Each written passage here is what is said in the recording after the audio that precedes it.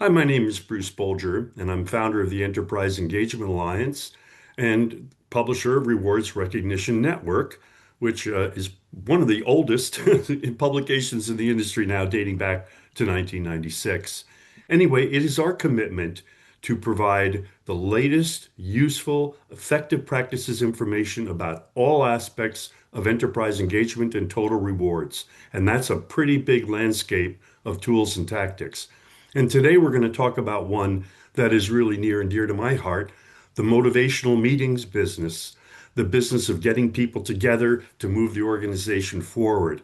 And this is a part of a continuing series we've done on this subject of how meetings, I think, need to change radically as a result of YouTube and the ability to learn so much, and also generational changes. But we're here to discuss that. I may be wrong. So, whom we're here to discuss that with is sort of in order on the slides. Jackie Baskow, she's principal of the Las Vegas Talent Bureau. Sorry that got cut off there, Jackie. She has been in this industry for more years than she wants to admit, and she has seen everything under the sun. So we're going to hear from her about that. Greg Bogue is Vice President of Experience for Merits, and this gentleman has more experience than most people in helping to design really big events for major brands. Um, One of the culprits of this whole series is Andrea Doyle. She's executive editor of Skift Meetings, and she has really, a couple years ago, began to be an advocate, as is her organization, for really rethinking how to make meetings and motivational events more valuable today. And then we have Mark Matthews. He's here from the perspective of experiential travel, ways to make events more experiential, more unique ways to make them more intimate. And we're going to hear about a very interesting trade show format that Mark was sharing with us or with me before this event. So, just a quick little advertisement for one of our sponsors. This is a company that provides direct connections and feeds to merchandise, travel. I even think Pulse Experiential Travel's in there. And then finally, the EEA, we're the How to and Impact Measurement Organization.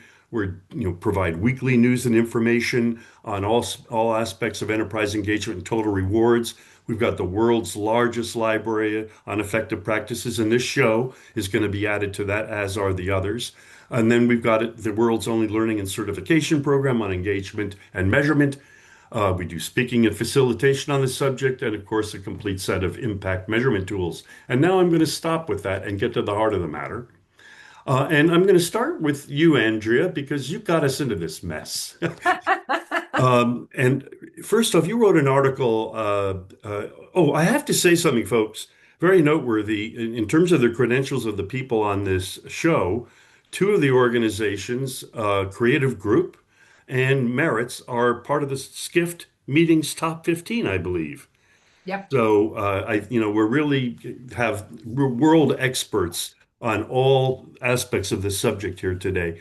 So anyway, Andrea, we've already talked about the meeting format issue, and we're going to get more into that. But tell us a little bit, and I'm going to ask all of you about attendance trends. It's obviously a sales meeting. Everybody has to technically go, an incentive trip. Everybody wants to go. So we're not, I'm going to ask you a little bit about sales meetings, but Andrea, what are you seeing on the attendance side right now?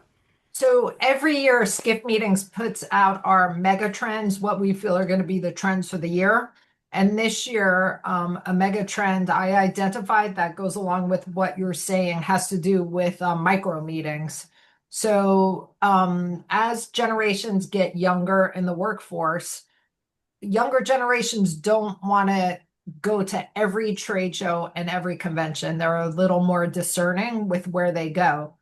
And smaller meetings that are more focused on the information that is of relevance to them, they're gaining in popularity. So that's definitely a trend we're seeing, the rise of the micro meeting. And it could even be, say, take CES for example. That's a huge mega event, but within CES, more and more they have micro meetings.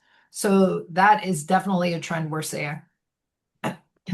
Hillary, what are you seeing in terms of, again, you guys don't do, I don't think you do conventions and association meetings, but what are you seeing in terms of, especially the younger people about, their satisfaction with the old sitting in an auditorium all day? They're not doing that. And I think the engagement metrics that we're starting to see in pockets of excellence across the industry is bringing that to real life, and also engagement surveys and things like that. So they're choosing not to attend if it's by choice. But I'll agree with Andrea in saying that a lot of the trends that we're seeing are these pop-up meetings that are in conjunction with something else, or it's a bolt-on to something else that might be for the sales, but then we're bringing in a group of people here, a group of people here. People are getting in and they're getting out as well. They really want to protect their time as much as they can. And so it's following the trend that Andrea said about the micro meetings, staying And close And to home. and just to jump on that for a minute, there was a time where I think baby boomers would go to every trade show, every convention, but those days are over. So that's Mm-mm. why you have to give them a reason to want to attend and to Yeah. want to stay. we're going to talk about how in this session. We've left time for that. So, Greg, your experience, you've been around the bend a few years. What do you think about what our colleagues are sharing? Well, one of the things that struck me or strikes me is Jim Gilmore made a statement in the experience economy that time is the currency of experience. And what we're seeing is this intense focus on my time. And I think that that is pervasive across all event and all experiences. If it's not worth my time, I'm not going to go. I'm not going to stay. I'm going to do the things that are relevant to me and use my time the way I want to use it. So, And I would add to that and say, and if I am going, I'm doing it my way. I'm doing it. I'm not going to follow what everyone else is doing, and nor am I going to just easily fold into whatever you prescribed for me. We're Yeah. seeing just a lot of, self-guided experience and that on the rise.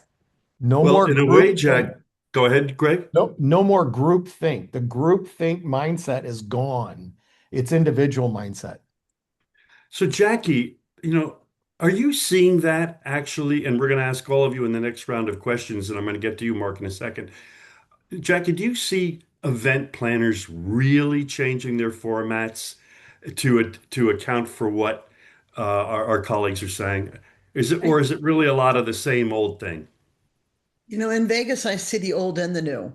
Recently I just did a big chiropractic convention here at a trade show, and they're still using the same strolling entertainment, interacting things during their lunches. But to get people there, they've been reaching out now for celebrities again. They're starting that celebrity that we just had Terry Bradshaw, and we had a Tom Selleck that was going to come in.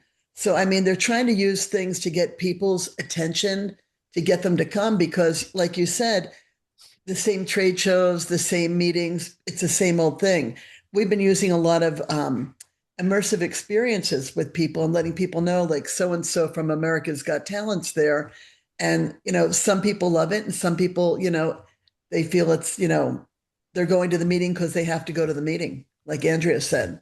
Well, look at SHRM, Society of Human Resources Management. They got Oprah Winfrey to be their Mhm. keynote speaker, and it's very controversial. Very controversial. A Really. lot of people are basically saying they're almost going to quit SHRM over it. That what does she know about employee experience? What she could possibly know about employee, or she maybe remembers it from 50 years ago. Mark, we're going to get more into something you shared with me uh, in terms of a breakthrough format, but we're gonna hold that. Don't get into that quite yet. You really, in your business, you really see a lot of generational change. You've got older customers or younger customers. What is that difference between? Is it a cliche to say that the millennials and Gen Z are different than baby boomers, or is there really is a difference? Oh, there's a dynamic difference. Gen Z, the young guys, they want to do what they want to do. It's all very individual. They're spending their time. They don't want to necessarily share it with a whole bunch of other people. They might want to. They're very career conscious. They want that be able to develop a relationship with senior management. That's what's important to them. How can they boost their careers? How can they get one-on-one time with people that are going to matter to their future? So that's kind of key for them. Not so with the baby boomers who have been in the industry for years and years and years and already have those relationships. If they need to call the president of a company or someone in senior management, they got a phone number to do it, and they've been around so long that the people will know who they're talking to and will pick up the phone. But that anything that can boost a relationship, create a relationship to advance the young folks' careers, that's what they're most interested in. That and quality time. They don't want to do a little garbage meeting somewhere here or there, or just boring stuff that they can look up or get through AI. They want to do something that's going to be memorable to them. So, Andrea, we had started having this conversation 18 months ago, Mhm. and we had colleagues of yours of equal stature on this call. Everybody agreed we've got to change. This is ridiculous. And yet, without naming names, I see everybody doing the same old thing with maybe a few little tweaks here and there. And now, Jackie, they're going back to the same old thing to address the wrong problem. You know, they're going, that was what we used to do 30 years ago. We'd get Yeah. a famous baseball player to come into a trade show to get people to a Yeah. booth, right? I So think that go I ahead. think that they're having a hard time keeping people's attention. I think on one of the podcasts I talked to you about David Blaine I did for a technology company. He's in this water chamber holding his breath for 8 minutes, and people are sitting there like typing on their cell phones. I mean, crazy. I think interaction right now to get people's attention. A lot of people, speakers that I have now, are going out and they're interacting with groups, with panels, and interacting with the audience and trying to keep them engaged so people can speak their mind and ask the questions and give them something, entertainment a little bit. So, Andrea, we have plenty of time to get into recommendations. In fact, half of this show is going to be recommendations, and Hillary has already shared one with me as well that I'm excited to talk about. But Andrea, how much change are you really seeing? If you go to a lot of events, you poor thing, and you have to go. Um, are you really seeing any dynamic changes for the most part, or is dynamic change the exception or the rule? So there's elements of a conference or a convention or a trade show that are never going to change because you have sponsors involved. So they want some sort of activation or booth. So although, we would like to change and there is change happening, it's not you can't change everything.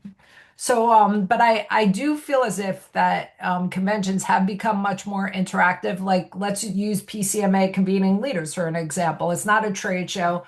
It's it's a activation area, and like each sponsor there had some sort of activity. So it did bring that whole interaction part, and it was a great place for networking. So I do see a lot more of that. I also see the 45-minute keynote session with one person on the stage, those days are over. It's panels, it's shorter sessions, it's sessions that are relevant to the audience. So thought leaders are being highlighted more than ever versus just, an Oprah on stage. What does Oprah really know about human resources? About anything. So, Hillary, what are you seeing in terms of innovation and change and we're going to get very specific in terms of recommendations of which companies should do. But what are you seeing in terms of change? Do you think the meetings industry is recognizing that we've got a problem here and that we can't just, the 80-20 rule, this concept of having people sitting for 80% of the time, listening doesn't make sense. Do clients, I'm not going to ask you to single out clients, of course, but do you see a general trend that, yeah, there's something wrong here. We got to shake this up? Interestingly enough, I think we've been talking about this enough since 2022, and that we're still having this conversation tells me that we're still not there. And I would say if I separate industry from what we're seeing as far as trends with client opportunities, I would say client opportunities, I'm frustrated, to be honest with you, because the level of collaboration on the front end of the process is not deep enough, it's not rich enough. The clients aren't bringing in the right stakeholders. We are not having a holistic conversation with our marketing leaders and understanding the real output, metrics, and impact that we're looking for directly and indirectly from what's happening in the room to post-event. We're talking about these events being strategic levers. We're talking about this need for belonging and connectivity and the attendees really feeling like that was purpose built for them. And I think it's the exception, unfortunately, and not the rule. But I think it's quite generally the process of who we're bringing in the beginning of the approach in solving whatever problem is. Like, why are you having this in the first place? What does success look like? I think on the last um, conversation like this, Greg talked a lot about metrics happening in design, and that is exactly right. So I would say in broad statement, that is missed. It's accelerated past, it's undervalued, and I would say the biggest changes come from taking the time to really understand the problem we're solving and the results that we're intending to get from it, both from a human perspective for attendees, but also from obviously business outcomes. If I reflect on our industry, I would say there's effort. I'm so grateful to even have the word strategist in the conversation as far as skill set and mindset. I'm really grateful that strategy and design are having a moment because it's been a grossly overlooked competency for the last decade, but definitely for the last 5 years. Our industry is making efforts to walk the walk. We are seeing changes in IMAX and PCMA and others, but I'm not seeing the application of that. I don't see that it's inspiring clients to behave differently. I don't see that it's inspiring teams to collaborate more effectively. That's what's frustrating for me. And then I would lastly just underscore the importance of metrics in helping us choose the right Oprah.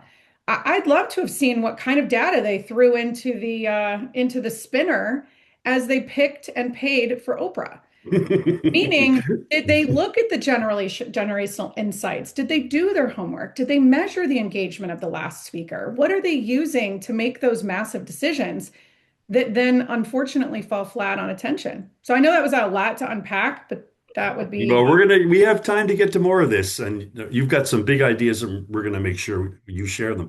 Greg, um, I would think you're going to agree. Which have the clients really, I feeling a lot of these meetings run on autopilot.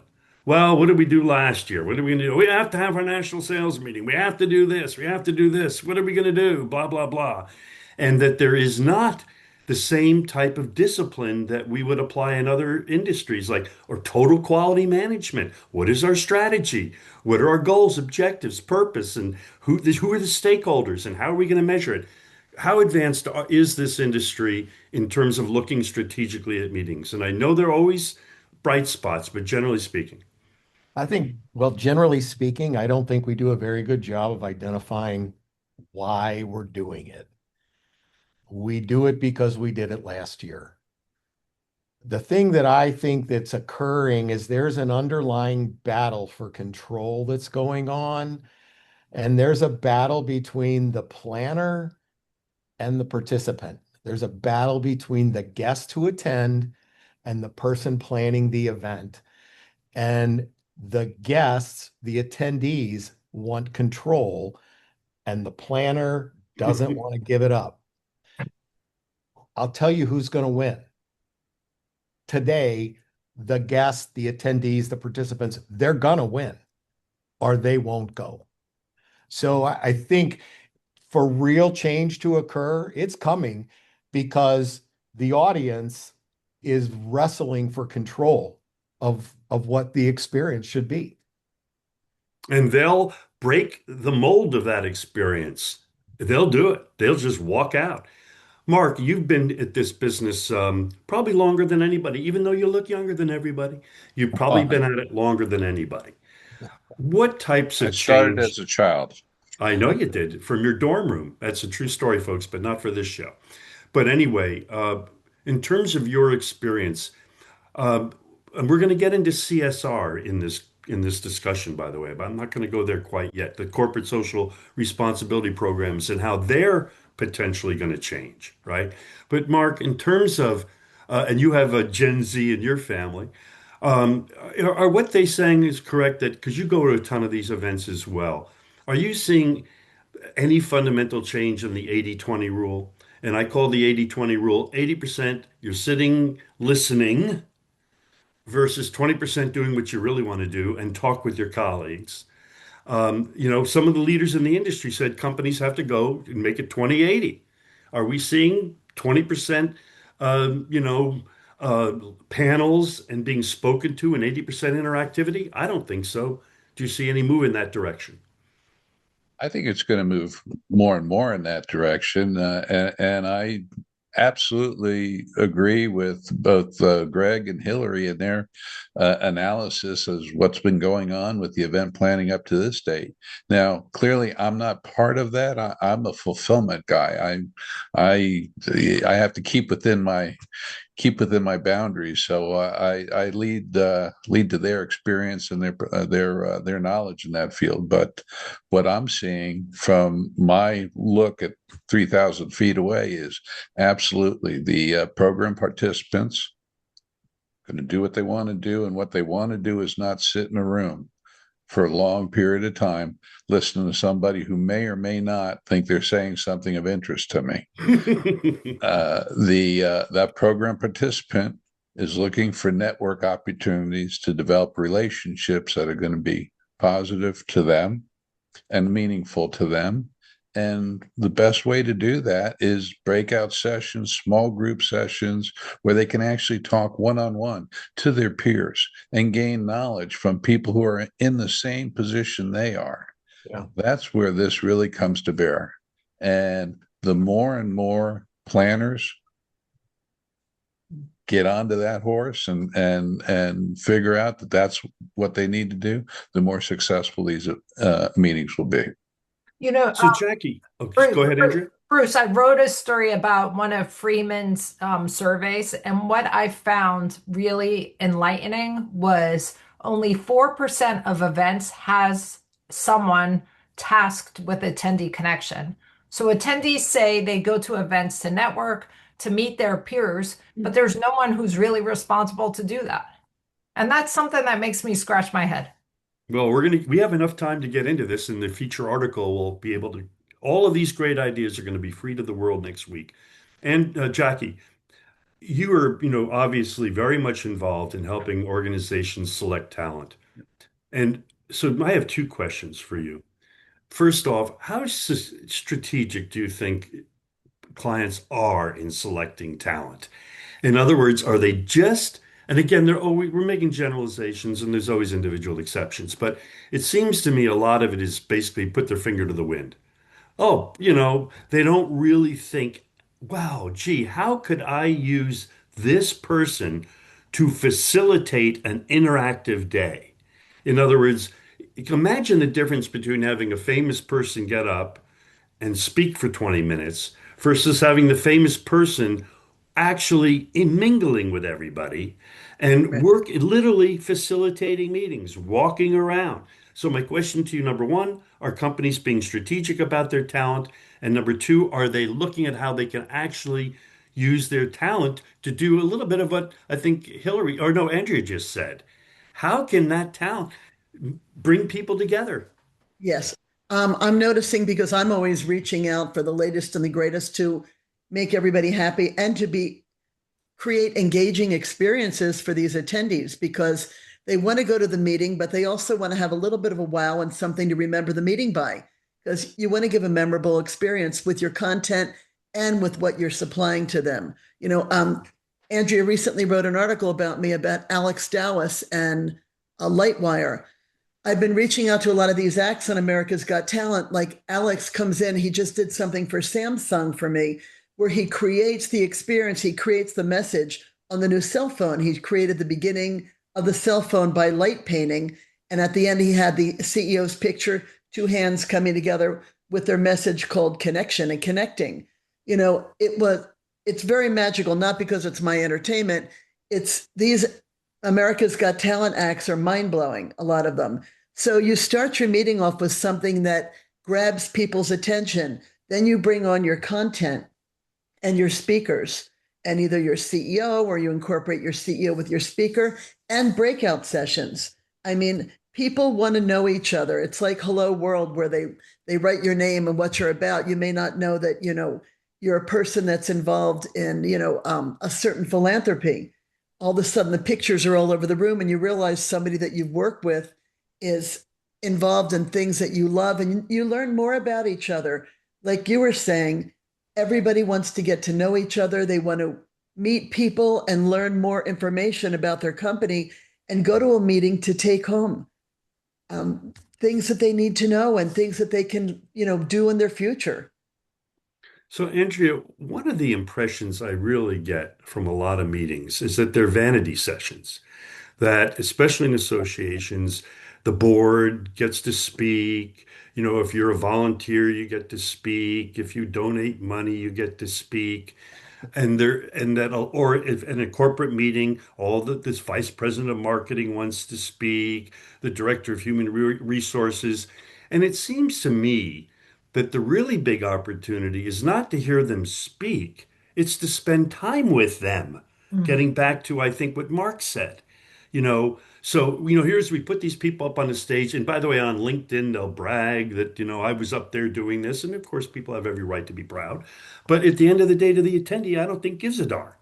Mhm. So, in terms of format, um, it would seem to me if we're going to go to with the 2080 rule, right, where 80% of the time is spent intermingling, and we're going to get to you in a minute, Hillary. I'm setting you up for one of your things we discussed. Aren't people looking for formats where, if you think about it, these events, the experts are your colleagues in many times, right? At a great big company, and the experts maybe are the business journalists in your industry. So instead of getting Oprah Winfrey, maybe they would have gotten the publisher of Fortune magazine, who might know something more. God bless Oprah, we love her. But Andrea, I don't see anybody really pushing uh, strategically to the 2080 rule, 20% plenaries, break and panels, and 80%.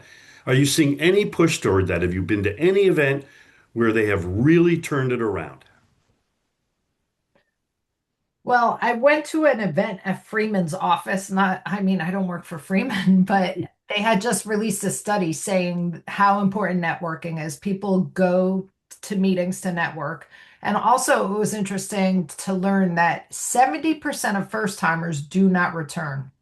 So you have to start to give attendees what they desire because it's so much more expensive to get a new attendee than it is to get an attendee who's been to your event to come back. And Uh, so there was a session that they unpacked this recent survey they had put out, and then they had events throughout the day. Like they did a session, and then after the session, there was a game show, and a lot of the questions had to do with what the session was just about. So there was all different interactivity throughout the day, and it really helped you retain the information that was presented. So things like this resonate, and I think we're going to see them more and more. it's so much more fun. Those Right. poor meeting planners, don't they realize they're banging us into submission? And then Um, another event I went to that really I think was one of the best was for Google XI. They had a Google XI, it was 2 days, and it was there was some information, but there was more interactivity. And I keep in touch with the people I met over those 2 days more than any other conference I've attended. and we're going to get to that also going around the circle here. Hillary, when we had our first introduction, you made something that really was exciting to me. And you said, really, every meeting should have a purpose, a clear purpose. And that instead of the purpose being, and this was about a month ago that we had this conversation, so forgive me if I don't remember it correctly, but that not only should every meeting should have a purpose, but that the attendees should be involved in the fulfillment of that purpose. So for instance, maybe your company has a major communication problem and everybody kind of knows it. So instead of lecturing, the CEO coming in, well, we got to communicate more. No, get all of the employees involved in exercises to come up with how to address that. And, there might be other organizational challenges. We might have a sales challenge. And instead of the CEO or the vice president, we got to go out and make more cold calls and blah, blah, blah. No, create committees. Have the sales team discussing ideas and then reporting ideas. But this is your idea. I'm stealing it. So I want to, Hillary, how do you think organizations can make events more purposeful so that the CEO or the CFO says, we have to do this meeting next year, and the attendees say, I won't miss it for anything? Well, first and foremost, I think pulling the attendees, a subset, into the conversation really early to grab those insights, not necessarily from AI and from your mining your own internal data and historical information and things like that, which you should, by the way, as a par, be doing to help inform what you're designing. But pulling those attendees in, and I would even say representing different personas, whether it's a global team internationally, if it's different subsets, but taking a look beyond, I'll use a sales meeting for an example. Sales doesn't operate in a vacuum. It's very much enabled by all of their functional counterparts. So pulling in cross-functional design within the programming and the formatting of what sales needs to know coming out of that. What does the rest of the food chain look like around sales to enable these outcomes? Often I see organizations work in silos as if they're not interconnected or interdependent. The other thing I would say about attendee insights is asking better and deeper questions about human behavior up front. And I think we do a great job here and there, but ultimately I'm still involved in a lot of conversations that are incredibly artificial and barely skimming the surface and are not going to move me emotionally. So there's a deeper set of conversations that we need to have, not only with our clients, but of a subset of their attendees. And then we need to pull our partners into those conversations. When I looked at this video from where this conversation originated, Greg had exactly, ironically, the same word, the purpose piece of it.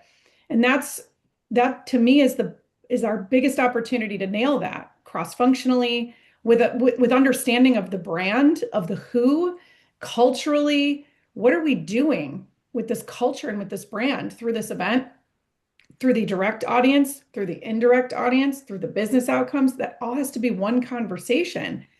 And it's not. It's still not. I get pretty average information. And so my recommendations would be cross-functional collaboration to create that vulnerability up front, pulling in your attendee insights into the design of that, voice of customer, all of the things, which again, we are in a data and technology super cycle.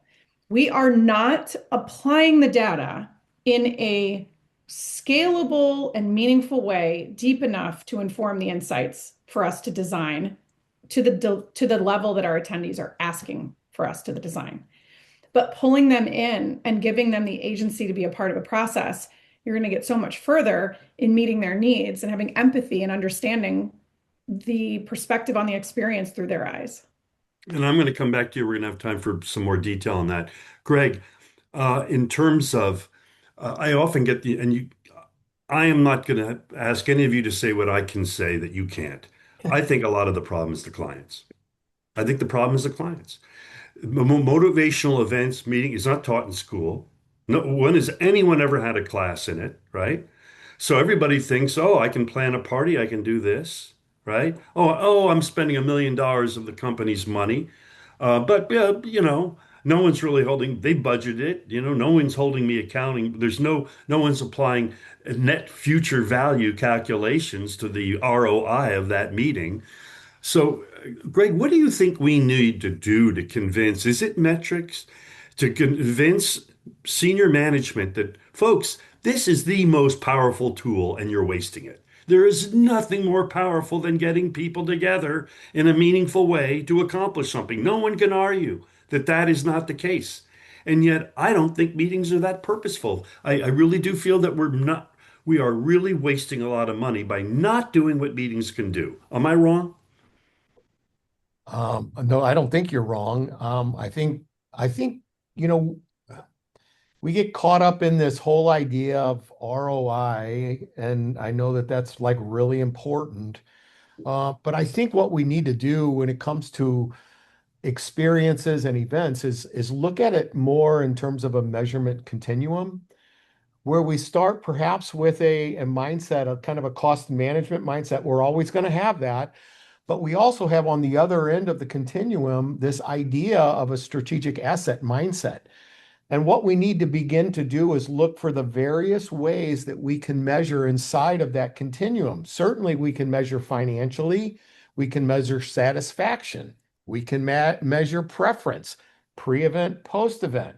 We can measure experience. And I love the idea of actually thinking in terms of time as a measurement tool. If people aren't coming back, there's a reason they're not coming back. Own it, right? Engagement, and then of course transformation. I feel like we have a broad continuum of measures that we haven't even scratched the surface on. But certainly we need to start looking at measurement a bit more broadly, for sure. There's no doubt.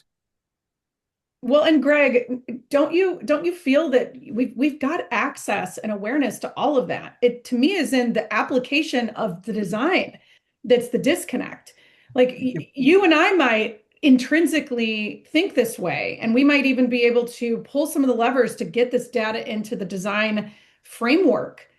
But that is not happening in a lot of locations with a lot of teams and a lot of organizations throughout our industry. And we have been talking about metrics and measurement, and I don't necessarily mean ROI. It's more to inform that attendee personalization and connection piece. But all of that has to be baked into the front end of design in your approach. And for me, that's what's missing. So we've got it over here. We've got it over here. We haven't really plugged it in. Well, this in a is where the meaningful client way.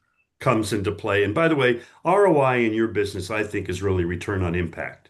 It isn't necessarily a financial investment. It could be, now you could look at the retention of your sales team over the course of years of those who attend and those don't. That's a very critical factor. There's all sorts of metrics, but they have to be aligned with your purpose.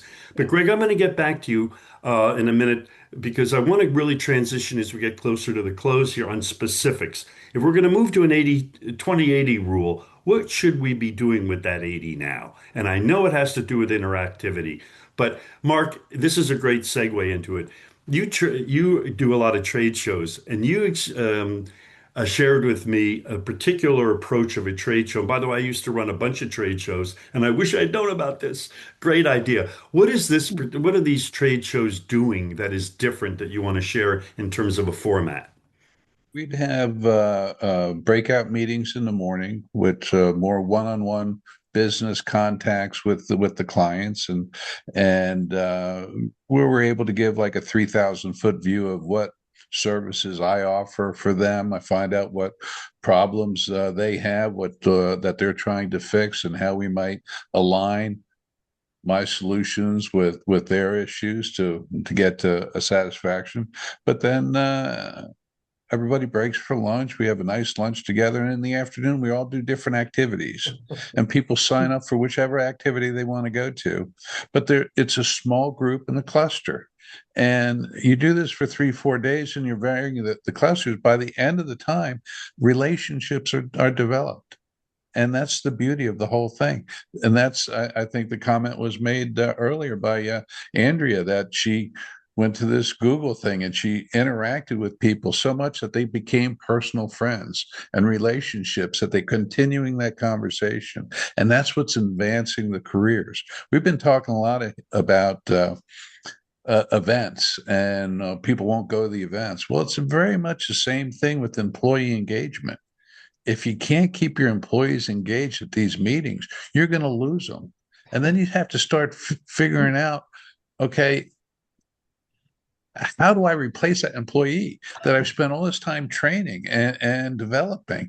Now he's going to go to another company, a competitor of mine, because they're more, it's a younger mindset. They're doing more fun stuff. He's meeting more people that's going to advance his career better than what we were doing over here.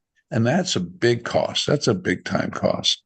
So I can't say it enough about how you get, I don't care if it's an event attendee or an employee attendee, get that engagement in there. Get that small group, give that opportunity for relationship development, because that is the key.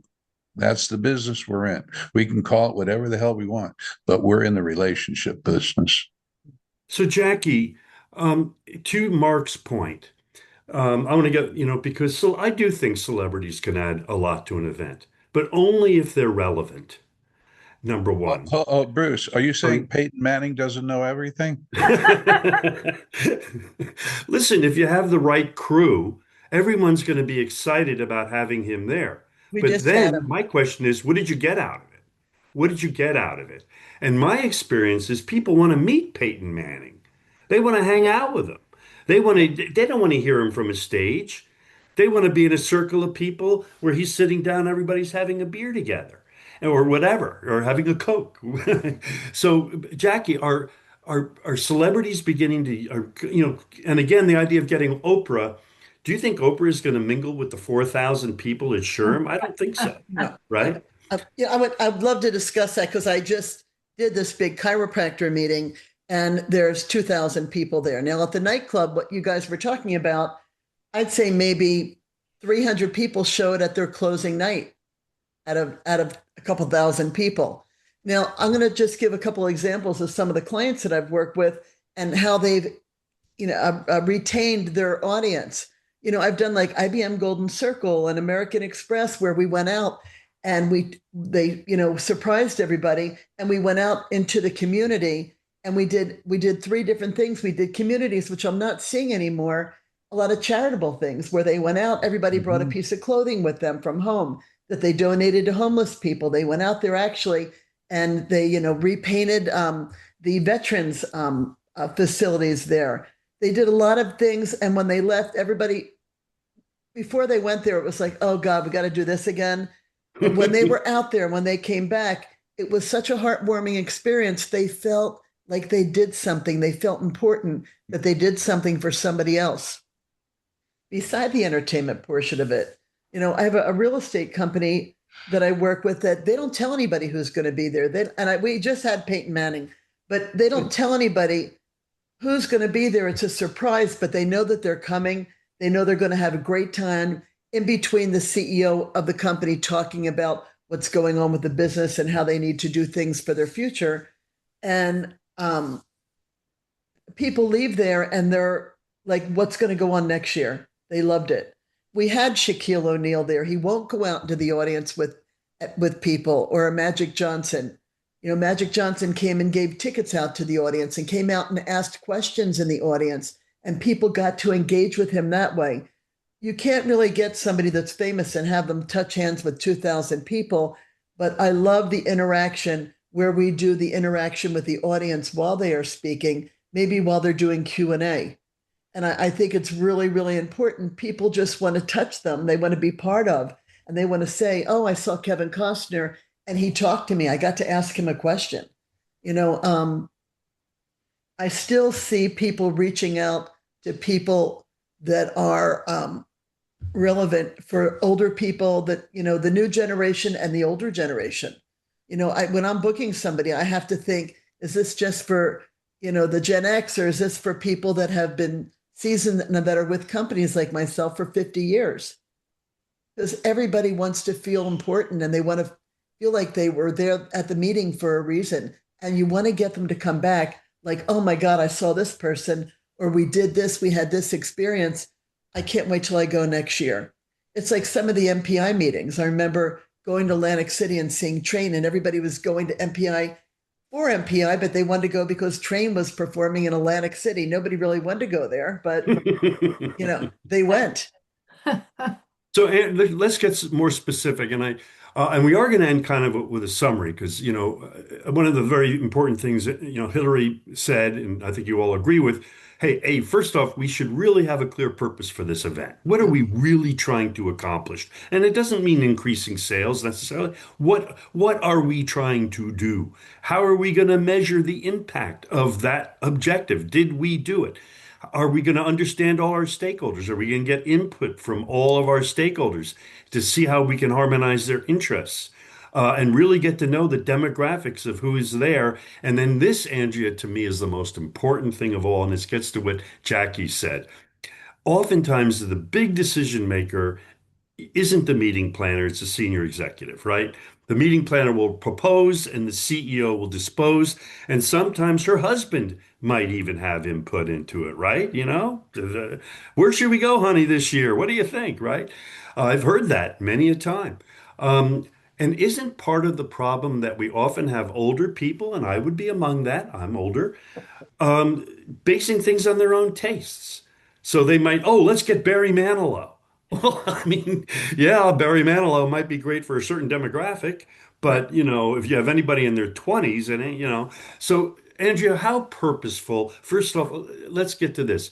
If you were going to recommend that a company really shift the 80-20 rule, what would they do with that 80% of the time? I mean, again, I know you're not a professional meeting planner, and I don't mean to put you on the spot, but what are the kinds of things that get people excited to want to come back? Well, tap into the thought leaders in your own audience.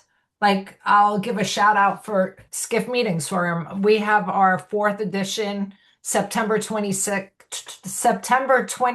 at the Javits Center, the new area. That's really Wow. cool. Um, Congratulations. but who are we putting up on the stage? Meeting professionals. So we're not going to have, big celebrities. We're going to hear from the people that are planning the meetings. That's who I thought it was interesting. Our first gift meeting storm, we had Seth Godin as a speaker, who I think is phenomenal. I've read all his books.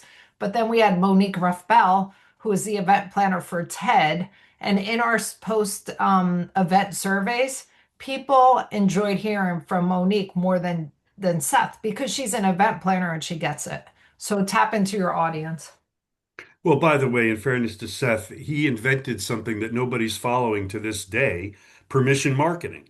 He's a neighbor of ours, by the way. Coincidentally, I don't know him personally, but he lives on the other side of the tracks. But but Seth, really advocated for not just getting permission, but building relationships through marketing. And I haven't seen anybody doing that hardly at all. So I always quote Seth Godin because his wisdom is wasted. Hillary, you Can I again. build upon that really quick, which brings up this point? There's survey after survey that's done that people, um, information that's given at an event is real, and you hear from the person. And in this day and age of fake news, people go to events to get the real information. So they're more important than ever. I love that. Thank you. That's great. And I know that's true, by the way. With LinkedIn, you don't even know whether the person's real who's contacting you now.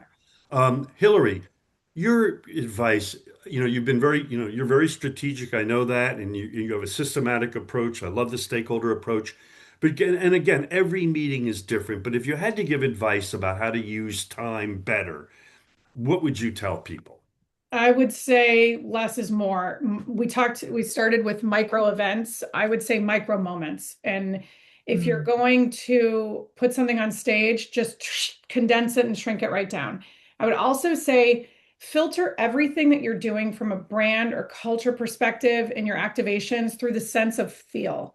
I need to feel something for it to be a memory. I need to feel something for it to be worthy of my posting online or me talking about it with my husband when I get back from the event. It's bigger than the light guy in the corner. Like that's check the box. We saw that in the 90s. Like I'm over the noise of just here's a bunch of random things that are stimulating and actually have no tie back to the purpose of the event. Be really thoughtful about making people feel something. That to me is how I would architect time, is what are they feeling in every single moment? And look at here's the other thing that I try to coach my teams on. We tend to overlook the connective tissue in a journey map of time. So you're like, welcome reception, check, morning session, check. But there's all of these windows of time that are beautiful. I would even argue, for me, it's like the Delta Sky Lounge moment of where are we programming these people to just organically show up for a drink? So it's not this lobby bar and that side bar and the pool and whatever. And we've missed a moment to connect people. Those unseen moments of curation, personalization, intention, and programming often create that impact and those moments where you connect differently with people. That doesn't happen by accident. And it's also not free, but it matters. These micro moments matter. They really do. You know, Greg, I'm wondering, listening to Hillary, that one of the problems is this sounds like work to the planner. Oh, it's so easy to get a keynote. It's so easy to get panel discussions, just check off the box. To actually be strategic the way you are and Hillary are speaking and Andrea sounds like work. And and by the way, I posted our last show on, and I'm not gonna name her, but a really well-known HR influencer. Um, what we were basically saying in the article was make these events purposeful, solve problems, get people together, have them talking together rather than listening. And she wrote, "Oh, it sounds like work." Um, maybe there are attendees who don't want to go and talk to others and don't want to listen to others. They'd rather skip the meetings altogether and then talk with everybody when they want. So, Greg, in a dream world, if I came to you and I said, Greg, the Enterprise Engagement Alliance is launching an event, and we're bringing in uh, all of these executives from all around the world to discuss how are we going to improve business through people? What kind of and so what is the objective? The purpose is to stamp out formal practices that we agree on how to more effectively engage people. I just invented that. What kind of format would you recommend to me? I think what I would suggest is less focus on creating agenda and more focus on creating conditions for connection. Mm. And what I would suggest is that we look very strategically at helping people be seen, safe, feel significant, and share something together. If we could do that, set agendas aside, create conditions that really amplify human connection, we would be successful. So no, maybe you have a little plenary or a little couple of panels, but really having people together. Drop it Dis in here and there, little sprinkles of maybe information, but people, I think networking is an activity, not the thing people come for. People come for human connection. Start designing for human connection, not the activity of networking. Headline. Thank you, Greg, sir. Greg, you are so correct, and it's so simple. I mean, we've done things with simple cocktail uh, outings. You have at every meeting, give everybody a couple drink tickets, but the condition is they have to buy somebody else a drink with the drink ticket. Love it. It's so Oh. simple. I mean, you got these drink tickets, they're free, but they're not for you. You got to give them to somebody else, and you got to buy somebody else a drink. What a great way to get people. It's just so simple. Well, You know, by the way, go ahead, Greg. I'm sorry, but what Jackie was describing with a magic, that's the connection. Exactly. Exactly. Connection. Exactly. That's what we're talking about. It's Well, we're going to perfect. be pounding this headline for the next year. Mark, you had mentioned something else that I'm a very big believer in. Jackie, you talked about, these corporate social responsibility programs. Well, a lot of events have extensions. And I think one of the natural things to do, and it's a form of CSR, is to bring people out into the community authentically, because Mhm. that helps the local economy too, but it's fun. Right? Now it's a great thing. You can donate money to a charity very easily. I think Mark has a program where anything you buy from him, a certain amount goes to charity, but nobody has to work. So the idea, could you explain a little bit more about these ideas of doing a short escape extension where people are actually out in the community rather than packing boxes, which isn't wrong, but a lot of people really don't want to do it. Yeah, well, with all of our experiences that we offer, there's no matter what it is, there is a certain amount of the revenue that automatically goes to environmental sustainability. That's with every single ticket experience that we process. If it goes through our revenue stream, a portion of it's going to environmental sustainability because that is so important. But with these pre and post opportunities, and even experiences that we create during an event or a meeting, bringing people out in the community, as I think it was Jackie described, bringing clothes to homeless people, or helping build a local playground for handicapped kids, or inner city kids. These are things that we get involved with on a regular basis, and it brings substance, it brings meaning. And that's what these folks really, I mean, those are the memorable moments that, hey, had a great meeting, and oh, by the way, we did this and it was really cool. And then they come back, the human connection. You know, Jackie, one of the things that I really have to laugh about, I are parties. If you think about it, everybody, that is something a lot of people really enjoy, right? But the funny thing about parties is you often can't really talk to anybody, Right. right? You can barely hear them. And then what are you gonna do? You're gonna cling to the people that you know. If there are 500 people and you don't know anybody, um, Jackie, do you think and listen, I love a good party, and a good party is great fun, but it's more of a release than it is there something we can do with entertainment and time, and then that you think that can be a little bit more personal to do what Greg and Hillary are stressing, and Andrea and Mark, the human connection? I'm trying to do more interactive things. And as much as I love my entertainment, I want to share this with everybody. I recently saw something very interesting.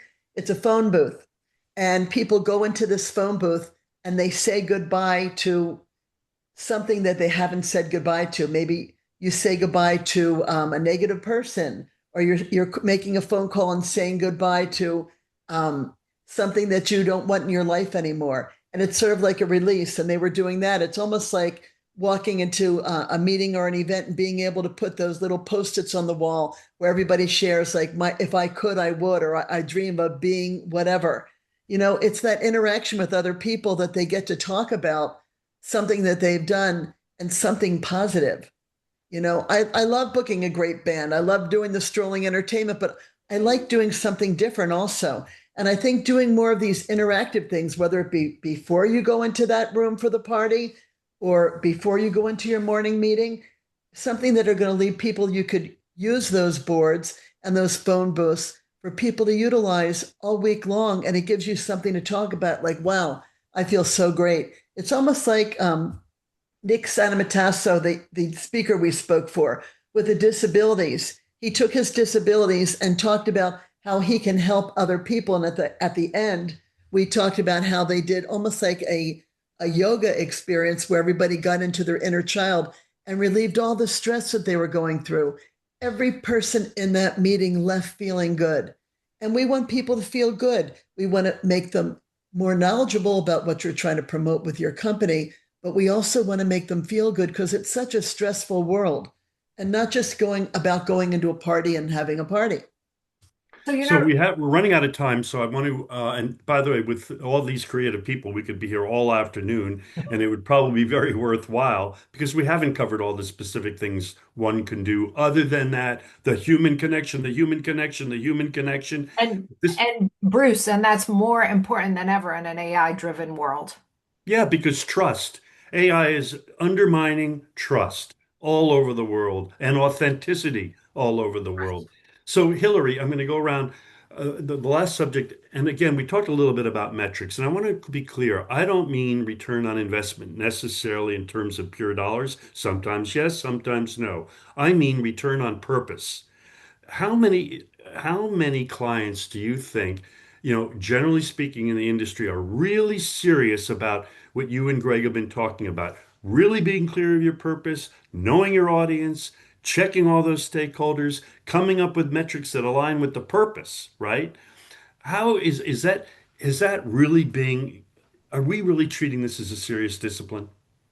I think that's your 20%, unfortunately. I wish it were 80. I really do. I think some of this is driven by larger, Fortune 100 clients who are understanding the connectivity of their wallet share across their portfolio of events and really understanding the engine that is, the data rich engine that is. And so they're leading the charge in looking at it differently from a return on impact and investment perspective. But generally speaking, no, I think we're still, unfortunately, talking in terms of surveys.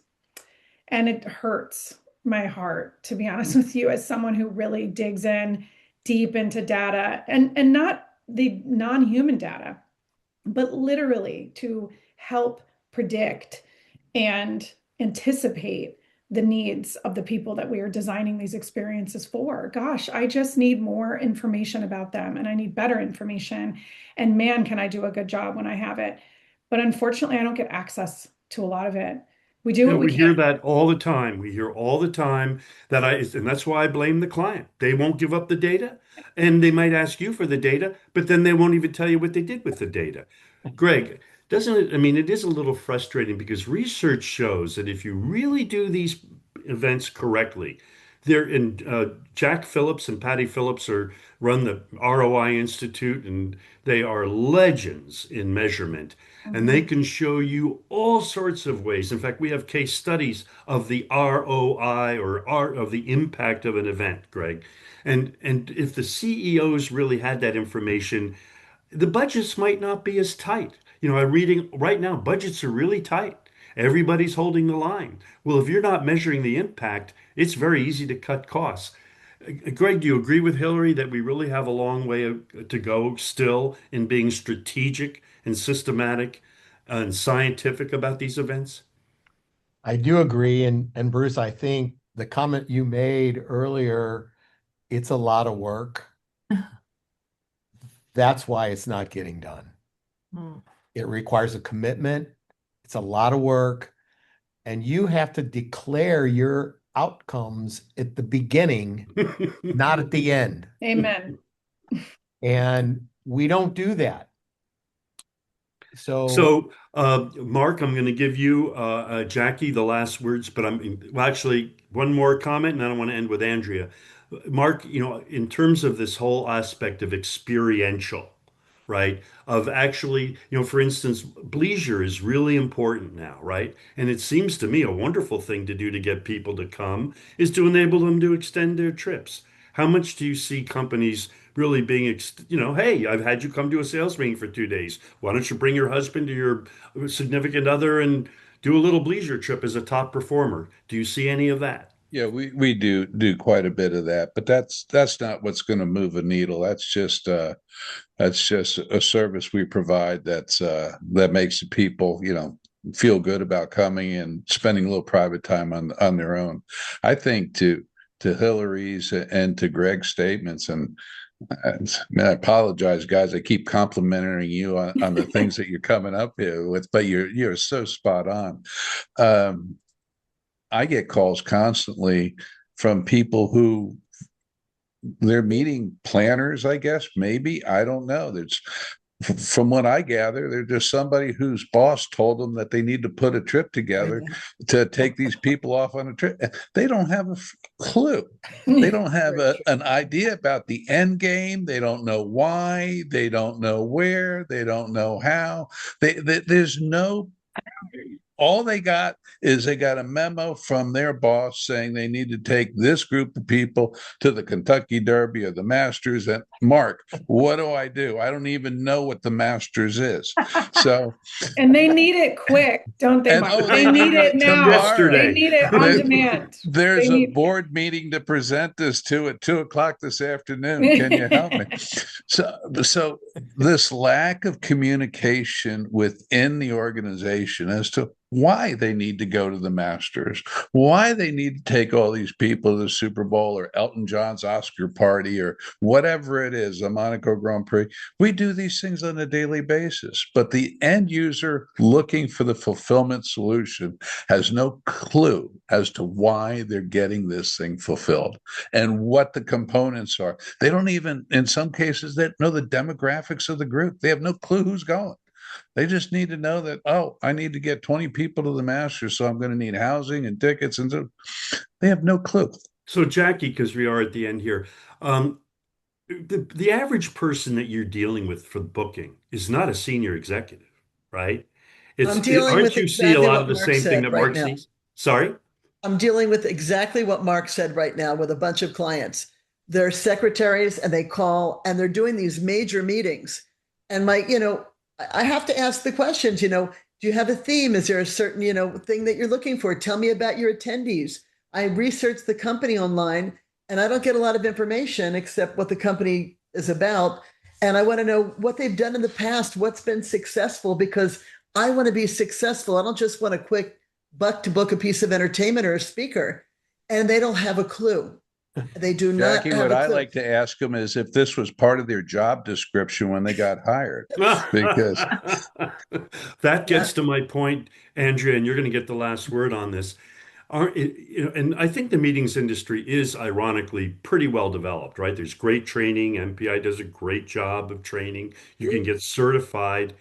So why is it that we have all these great trained people? We have a fantastic organization like MPI, and yet we're still not really measuring the strategic impact of our meetings. We're not designing them strategically. We're often giving them to people who don't know what they're doing. And I feel sorry for that poor meeting planner who might herself or himself be objecting to what the CEO is asking. What do we do to get people to realize this is one of the most powerful mediums for engaging people of any? In fact, I think if you really look at all the factors, and this is what I do for a living, well-being is extremely important. Having a sense of purpose is very important. Having supportive management is very important. Having growth opportunities is very important. But in terms of a medium to engage people, it's more powerful than email. The events are more powerful than, in my view, video shows. They're certainly more powerful than advertising. I don't think there's anything more powerful than face to face, and yet we're treating agree. it like a commodity. So I What can we do? so the issue is the industry has a public relations problem. It needs to educate about the fact of how important it is and how important of a marketing tool events really are. And then when events go under the marketing umbrella of an organization, things are going to change, in my opinion. Andrea, I'll add to that and saying, as I was listening to you, Bruce, all I think about too is it's to the continuum of where this starts for our next generations. What are the universities teaching them? How are they preparing them for the strategic nature of the needs of our attendees and our stakeholders today?